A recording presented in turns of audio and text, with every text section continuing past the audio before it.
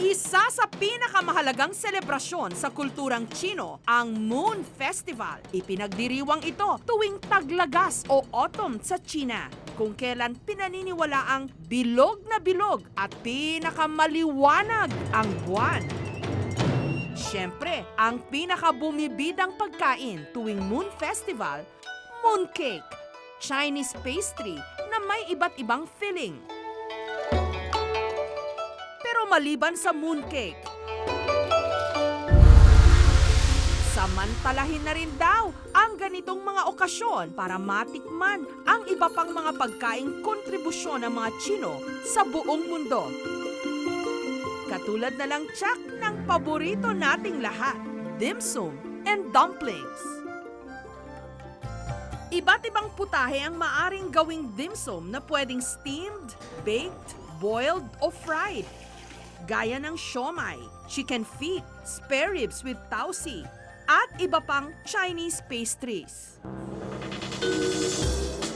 Ang Tim Ho Wan restaurant na dati sa Hong Kong lang mapupuntahan, pinipilahan pa rin ang branch dito sa Mandaluyong dahil sa kanilang all dim sum menu. Ang kainang ito nakatanggap ng hindi lang isa, hindi lang dalawa, kundi 3 stars mula sa Michelin Guide, ang pamantayan ng mga world-class na kainan. 50% of our raw materials are sourced overseas. We source for the more premium, better quality products outside because that's what we need to produce the famed dim sum dishes. Ang ilan sa mga pambato nilang dim sum at dumpling, wasabi salad prawn dumpling, pork dumpling with shrimp, prawn dumpling. Very flavorful yung lasa nung Pero ang kanilang best seller, ang 4 Heavenly Kings o 4 na klase ng dim sum na heaven daw talaga sa sarap. Ang baked bun with barbecue pork, pan-fried carrot cake, steamed egg cake, at vermicelli roll with pig's liver. Iminolde sa steamer ang rice flour mixture. Inilagay ang pig's liver filling na tinimplahan ng mga sikretong sangkap. Then they will steam it. Ilang saglit lang, luto na ang vermicelli roll with pig's liver. Ang kanilang mga dim sum, mula 85 hanggang 190 pesos kada order. The quality in Hong Kong and Singapore is the same. Pinaniniwalaang mula sa Southern China o Guangdong Province ang dim sum. Samantalang sinasabing nagmula naman sa malamig na Northern China ang dumplings. Ayon sa mga kwento, noong panahon ng Han Dynasty, napansin daw ng manggagamot na si Zhang Zhongjing na naninigas sa lamig ang tenga ng kanyang mga kababayan tuwing winter. Ang kanyang naging solusyon, pampainit na medicinal herbs at mga gulay na ibinalot sa dough at kinorteng parang tenga. Ayon naman sa cultural guide na si Ivan Mandy, konsepto na mapagkaing ikanga sa atin, pang merienda. Kaya mapapansing kakaunti lang ang laman ng bawat dim sum basket. Ang dim sum, ang ibig sabihin niyan sa Cantonese, no, ay parang tuldok sa puso. Pag hinain yan sa'yo, hindi siya yung maramihan. At ang ideya dyan ay titikim ka nito ng kaunti, titikim ka nun ng kaunti, hanggat sa mabusog ka sa huli. Ngunit hindi na raw kailangan pang pumunta ng China para makatikim ng authentic na dim sum at dumpling. Dapat lang daw, alam mo kung saan ka magpo-food trip dito sa Chinatown, sa Binondo. Isa sa dinarayo ang Dongbei Restaurant. Kita nyo, pagpasok nyo pa lang, kita nyo nagbabalot sila ng dumpling. Ganon kasariwa ang kanilang dumpling. Hole in the wall o karinderya style. Simpleng-simple, nagbukas noong 2005 at ginagarantiya nilang authentic ang lasa ng kanilang dumplings dahil ang may-ari mula mismo sa pinanggalingan ng orihinal na dumplings, Northeast China. Ang pinakamabili po naming dumpling ay yung tinatawag na kuchay with pork dumpling. So bali, ito po yung ituturo ko sa inyo kung paano gawin. Lagyan muna ng kaunting sesame oil, asukal at asin ang giniling na baboy. Idagdag ang kutsay. Pagkahalo ng filling, inihanda na ang dumpling wrapper.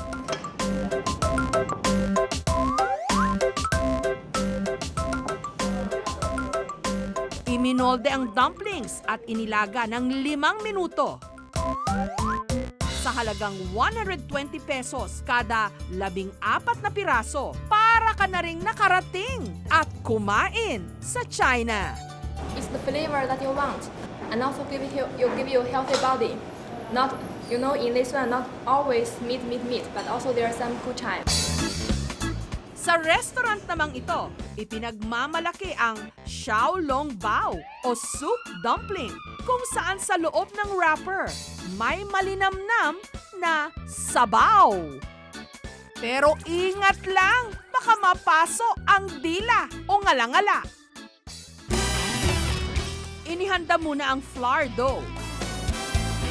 Pagkatapos, isa-isa na itong nilagyan ng pork filling at metikulosong binalot.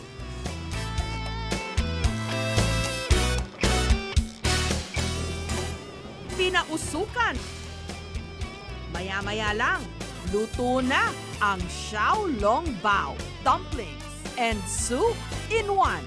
Yung sikreto po na yun, ma'am, is nanggagaling po yun, ma'am, sa meat na gagamitin. Then yung pinaka-special ingredients na inilalagay para magkaroon ng soup. Kakaiba kasi siya, kasi firm siya eh. Hindi siya yung madali lang, hindi siya tuyo. Tsaka marami siyang sabaw sa loob. Pero kung one to sawang dim sum ang iyong hanap, tsak, titiba ka sa dim sum buffet na ito sa isang hotel sa Mandaluyong, ang Sin Chan Di. Ang mga pagpipilian, aabot lang naman sa humigit kumulang 6 na po. We also have vegetarian items. We have soup, we have noodles, we have congee, we have desserts. So, gusto naming ipa-try sa guests namin yung gaano kadami yung selection ng dim sum namin. Hindi katulad sa ordinaryong buffet. Hindi nakalatag sa buffet table ang mga pagkain. Steam as you order ang sistema para siguradong mainit-init na makakarating sa iyong mesa ang dim sum. At dahil specialty nila ang roast duck, pagdating sa dim sum, lahat mapapahigop ng wonton noodle soup with roast duck. Meron din silang dim sum dessert na medyo kakaiba, ampalaya, puchi. Pero paglilinaw nila, hindi naman daw ito sing bitter o simpait ng ampalaya. Magkahawig lang sila dahil ang tunay na fillings nito, matamis na tsokolate. Naglalaban yung konting-konting bitterness tapos yung tamis. Kaya hindi siya overpowering. Ang presyo para sa Only Dim Sum, 1,188 kada tao. Big things come in small packages. Maliliit ang dim sum at dumplings, pero napakalaki naman ng naiambag ng mga ito sa international cuisine.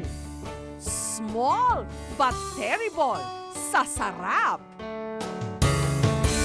Narito ang iba pang mga istoryang tampok namin para sa inyo ngayong gabi. Ang lumuluhang birhen sa Malapalasyong Simbahan sa Cebu. Paglingon ko, sa likod ko, yung mga matanda na umiiyak.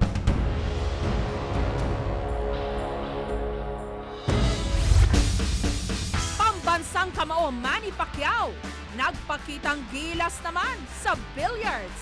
Nakasargo. Ang world champions na sina Efren Bata Reyes at Django Bustamante. Ordinaryong isda, pero ito raw ang pinakamahal ngayon sa buong Pilipinas. 5,000 pesos kada kilo. Ito ang isdang ludong. Minsan lang kasi isang taon yan, talaga mataas ang presyo niyan, ma'am. Ako mismo ang naglalaba at diretso ng ligo. Mga pantasya ng bayan noon. Kamusta na ngayon?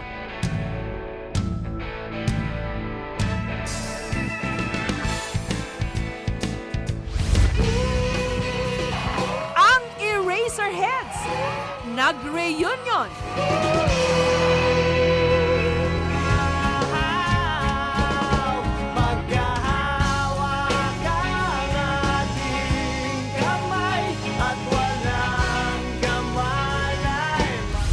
May istruktura sa Cebu na aakalain mo palasyo o kastilyo, pero wala roong hari o reyna, prinsipe o prinsesa.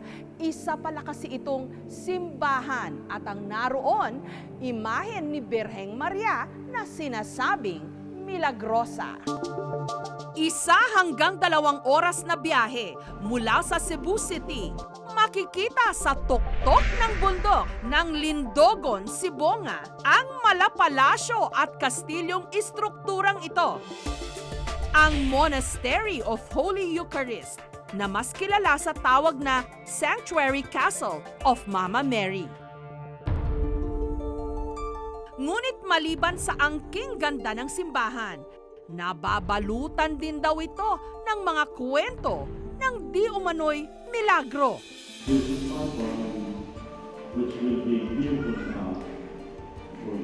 Ang nakaluklok kasi ritong Birheng Maria na Our Lady of Lindogon, bukod sa nakakapagpagaling daw ng mga malulubhang sakit, ang imahen parati rin daw umiiyak. Katunayan, sa mismong bisperas ng birthday ni Mama Mary, nito lang September 7, matapos koronahan at iprosisyon ang birhen, laking gulat na lang daw ng mga namamanata nung napansin nilang may tulo ng luha ang kaliwang pisngi ng imahen.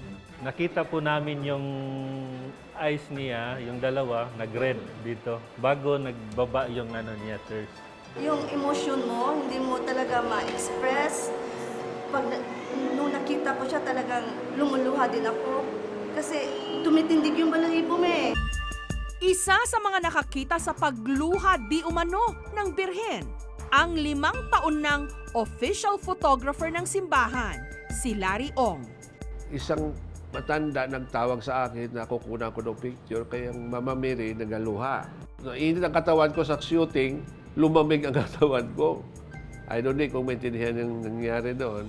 Then kasi tayo na marami na tao ngayon na nakaalam, puntahan na doon sa kwarto na ginano ni Mama Mary. Paglingon ko, sa likod ko, yung mga matanda nag-umiiyak. Bago tuluyang ibalik sa urna o altar ang santo matapos iparada, nagawa pa raw ng misis ni Larry na si Maribel na mahagkan ito. At nangilabot daw siya nung napansin niyang basang-basa ang damit ng rebulto. Ang baro niya bandang likod, hinawakan ko. Moist siya, moist. Siyempre parang tatay yung balahibo mo eh. Yung image ni Mama Mary, ito ay originally galing ng Pampanga. Dahil sa sinasabing milagrosong birhen, dagsa ang mga nais makalapit dito. At ang mas nakagugulat dito, ayon sa head ng Marian Monks of Eucharistic Adoration na si Frater Martin Mary, hindi raw pala ito ang unang pagkakataon na napabalitang lumuha ang birhen.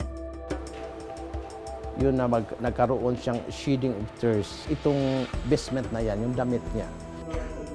Sa katunayan, taong 1998 kung kailan unang dinala ang birhen sa lugar, napansin na raw ng mga deboto ang tila pagpangis o pag-iyak nito. Sa video namang ito nakuha sa birthday ni Birheng Maria, September 8, 2012, nakuhanan ding pinupunasan ng mga monk ang parehong imahe ng Birheng Maria matapos di umano itong lumuha. Dinig pa ang pag-iyak ng ilang deboto.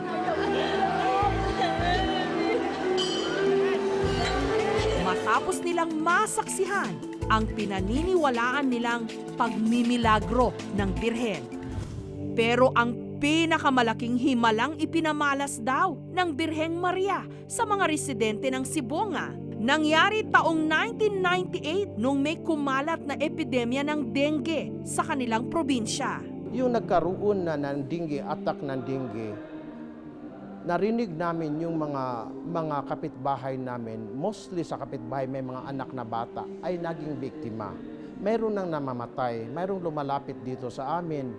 So, I told, sabi ko sa mga kasamahan ko, we have to help to fight these killer mosquitoes, not by any sword, not by guns, but the only weapon to fight these killer mosquitoes is our holy rosary. That killer mosquito was banished, and the prayer was granted. Matatagpuan din ang museo kung saan makikita ang mga testimonya o pahayag ng mga nakasaksi sa di umano'y milagro ng Birhen. Mula sa mga nakapasa sa board exams, mga na-promote sa trabaho, mga lumpong nakalakad di umano, hanggang sa iba pang may mga malalang karamdaman na napagaling din daw ng Birhen. Matagal na ako nagdeboto. Maraming nang binigay sa akin. Lalo na magsakit yung mga anak ko, yung negosyo ko.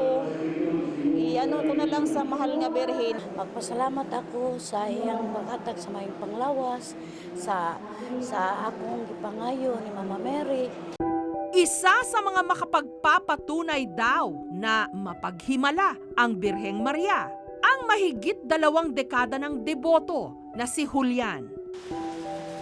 2013, nung na-admit siya sa ospital para sa heart bypass, nakita ng mga doktor na may impeksyon si Julian sa ugat sa puso.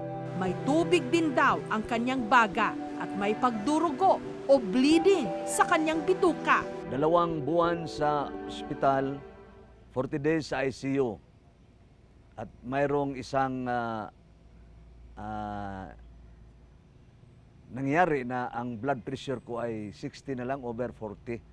So, yung mga doktor, they believe na hindi na ako magtagal.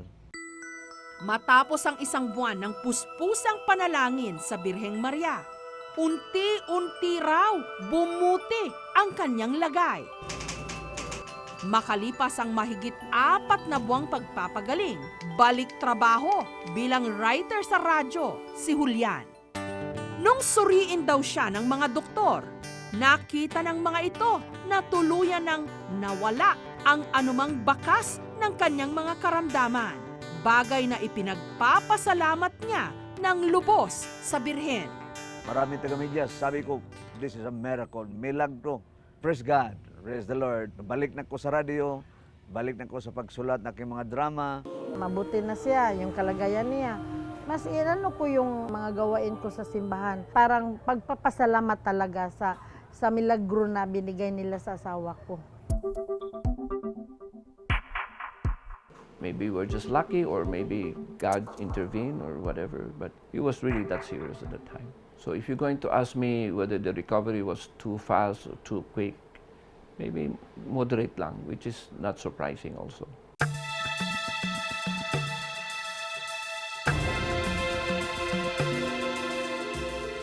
Kahapon lang, dagsa ang libo-libong deboto sa Monastery of Holy Eucharist sa Barangay Simala sa bayan ng Sibonga sa Cebu para sa kanilang buwanang Healing Mass.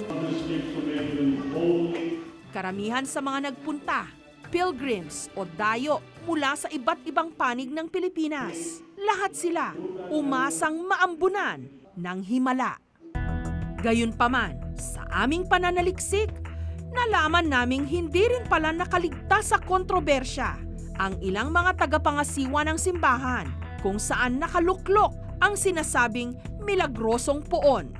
Taong 2009 nung tumiwalag sa grupo ang isa sa kanilang miyembro na si Venancio Frater Paul Mary Cabillon dahil di umano sa mga irregularidad sa simbahan. Pinaratangan niya ang ilan sa kanyang mga kasamahan ng pagpupunas ng langis sa santo. Kaya raw ito nagpapawis at parang lumuluha. Sinampahan din niya ng 13 criminal cases ang pinuno ng mga monk na si Frater Martin Mary. Karon sa akong kinabuhi jud nga usa gid nga akong gipangay sa Ginoo nga sa year 2010 ug dili man sila makigsettle nako tuloy ang laban. 3 taon dininig ang kaso, pero kalaunan na-dismiss ito ng korte. Close na yan. Sa civil case at sa kasimbahan, sarado na yan. We only pray for them. Kung yun ang sinasabi nila, we have to let them. Pabayaan namin sila. Para imbestigahan ang di umano'y pagluha ng Birheng Maria. Nito lang Biyernes, kumonsulta kami ng physicist. Dahil galing sa labas, yung Mama Mary, it's possible ka nag-umaambon, hindi nila na malaya na mayroong nag-perform or na-moist na doon, kaya nakapagkamalan nagluluha ang birhen. Imposible na magkaroon ng tubig, whatever. Wala pa ulan.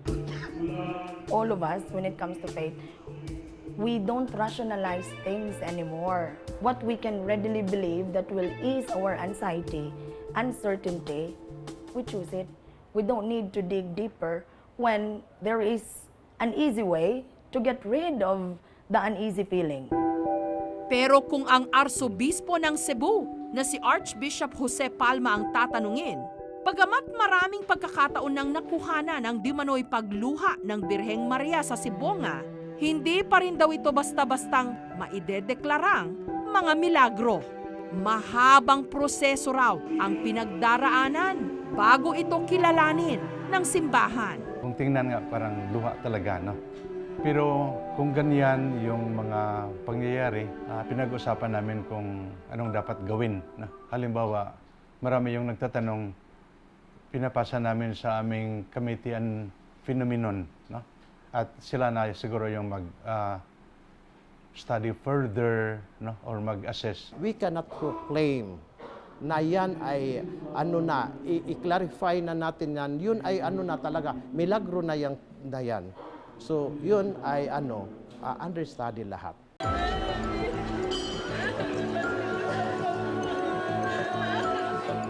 Kuno question man ng ilan ang katotohanan sa likod ng di umano'y milagrong ito, hindi naman pwedeng pagdudahan ang paniniwala at pananampalataya rito ng libo-libong mga deboto.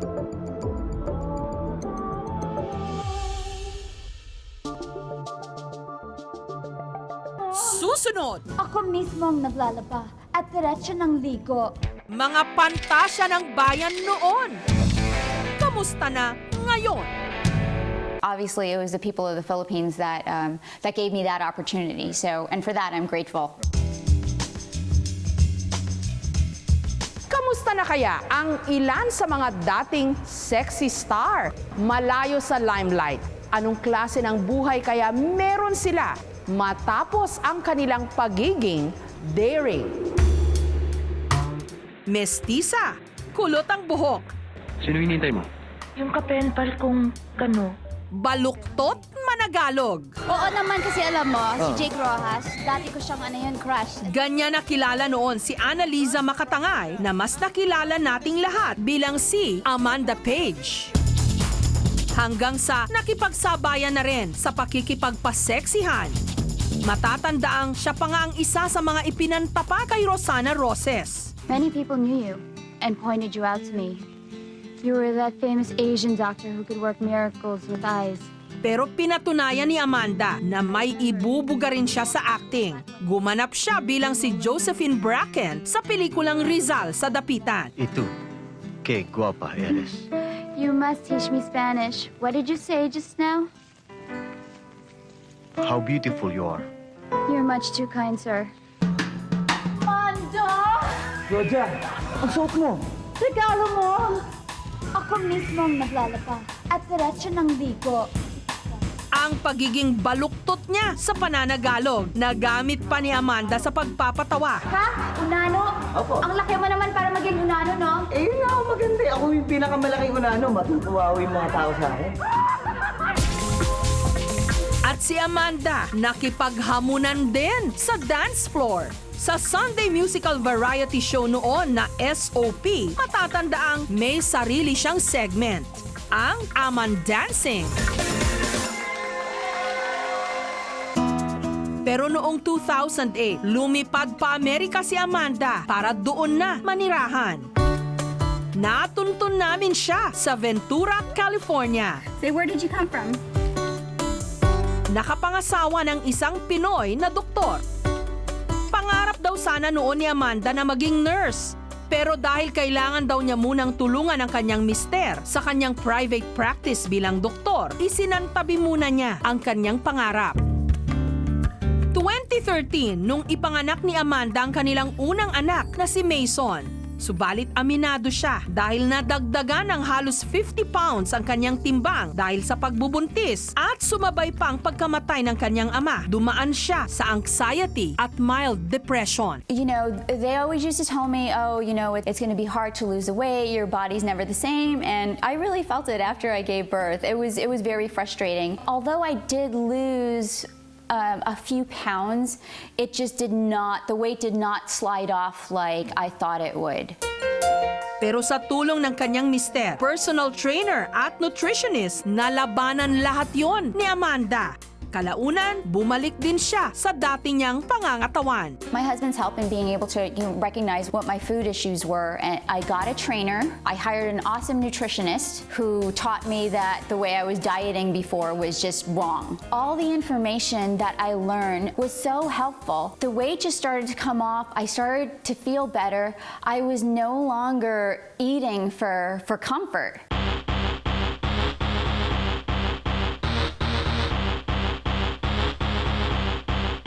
I don't have any regrets as to what I've done in the past. Siyempre, ikukwento ko sa mga anak ko, you know, later on if they do ask what I did. I don't mind showing it to them. Ultimately, I don't have any qualms being, you know, a sexy siren, or I never try to be someone other than who I am. Sa ngayon, nakatutok si Amanda sa pag-aalaga ng kanyang anak. Kahit tila saradong pahina na ng libro ang kanyang showbiz career, miss na miss pa rin daw ni Amanda Page ang kanyang Filipino fans. Kapag mabigyan nga raw ng pagkakataon, balak niya muling bumisita sa Pilipinas. To get to experience what I went through in my 20s was just amazing. It was amazing, and you know, obviously it was the people of the Philippines that gave me that opportunity. So, and for that, I'm grateful. Dekada 80 at 90 ang sinasabing golden age ng Philippine sexy movies. Ang isa sa mga sumikat na sexy star noon, si Ellie Rose Apple Zuniga, mas kilala sa kanyang screen name bilang si Nini Jacinto.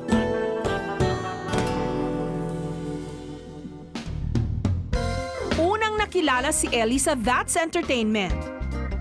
Pero dahil mas malaki ang kita noon sa sexy films, ang dating si Ellie naging mas daring bilang si Nini Jacinto. Ayoko na! Niloko niyo ako! Pero matapos manlamig ang tinatawag nila noong titillating films, tumumal din ang offers kay Nini. Gusto ko na mamatay! Hindi tama yung gagawin mo. Hindi solusyon sa problema. Kahit anong gawin ko, gusto, hindi na maalis lahat. Lahat ng kapabuhay sa katawan ko.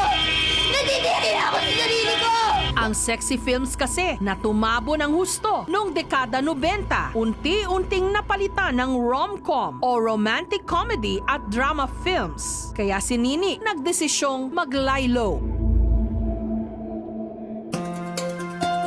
Ang dating Seiko baby, natagpuan namin sa kanyang bahay sa Cavite.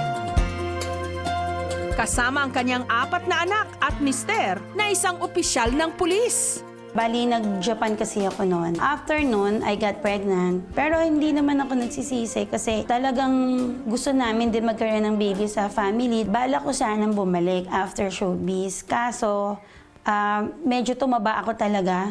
As in talagang ang laki ng tinaba ko. So nahiya akong bumalik. At the same time, yun nga, na-in love kasi. So mas priority ko na lang din yung magkaroon ng tahimik na buhay. Ayon kay Nini, nung hindi na siya aktibo sa showbiz, naging abala sa pag-aaral ng culinary. Talagang halos lahat sila, meron silang specialty. Even din sa mother side. So, tinuruan nila ako ng simple kung ano yung mga alam nilang putahe, ganyan, mga menus, hanggang sa naisipan ko na mag-culinary. Mabuti na rin lang daw at nagpakawais siya kahit papaano nakapag-ipon. Kaya ngayon, meron na siyang sasakyan. Nakapagpundar din ng bahay sa Lipa, Batangas. Hi! Ito yung unang tinayo namin na parlor. Sa silipin natin. At nakapagtayo ng negosyong salon at spa at computer shop. Wala na raw siyang mahihiling pa. Sobrang namimiss ko. Lalo na pag minsan nakikita ko yung mga ibang kasabayan ko, bumabalik sila, no? Napapanood ko sila sa TV. Kaya lang, ayoko lang mag-decide talaga na, eto, babalik ako. Eh kung hindi naman ako makabalik ng ganun kadali, parang madidisappoint naman ako. So kung ano yung meron akong buhay ngayon, yun na lang yung ini-enjoy ko. Sino hinihintay mo? Yung kapenpal kong kano. Ang katayuan ngayon sa buhay ng dating sexy stars, paalala sa ating lahat na ang minsang ginampanan nilang mga role sa pelikula at telebisyon, trabaho lang. Dahil nung nawala sila sa harap ng kamera, wala rin silang pinagkaiba sa atin. Pare-pareho lang tayong nangangarap ng magandang buhay at oportunidad. Pare-pareho tayong palaban.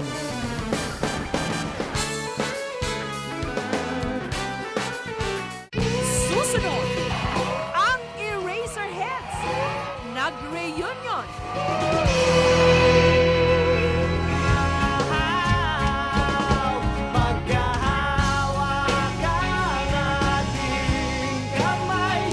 Pare ko, meron akong problema. Huwag mo sabihin na naman. Akala ng iba, matatagalan pa bago mangyari. Pero isang araw na lang, paggising natin, ang tila suntok sa buwan na isa katuparan. Isang magazine, dilawang iyong suot at buhok pag-green sa tindahan.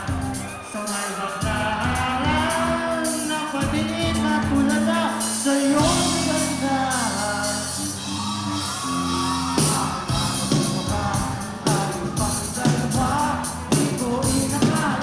Ito ang muling jamming at isang surprise mini concert nina Marcus, Raymond, Buddy at Ellie, mga miyembro ng Pinoy rock band na isa kung hindi man pinaka-maimpluwensya sa industriya ng musikang Pinoy, ang Eraserheads.